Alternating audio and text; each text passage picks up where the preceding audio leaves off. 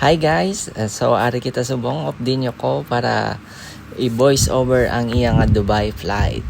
Dubai travel. So padayon na ta guys, ari na sa gatulod na sang iya gamit bakad to sa immigration. Wow, thanks God nakapasar sa immigration. So ari naman kita subong malakat-lakat naman ta bakad to sa diin sa makadto ni. Ay, sa diin pa ba? Sa aeroplano, eh. So, ari na lang tawayo churaw. Excited na excited. Baw, grabe nga ngiri to. Wow, ang slow gagulo. Wow, finally, nakabot na sa Dubai Airport. Amo nagali ang airport sang Dubai. Ag-ara na ang ila driver sang bus.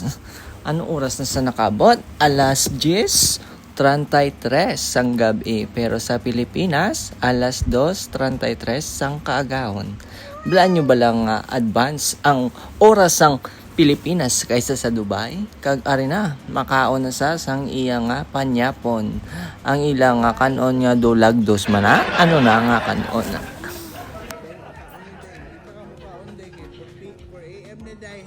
Ay, sorry. So guys, ako danay ma-voiceover sa aton nga vlog. So masulod kita sa aton nga room. So amo na aton nga room. So ang dala naton is duwa ka maleta. So ipasulod to danay ang aton nga maleta. Then ma-room tour kita. So isaradhan ta danay. Kay basi may makasulod nga iban nga tawo di bala? So, this is close up. This is the CR. Oh, it's nice. Oh, my bed down. Asli.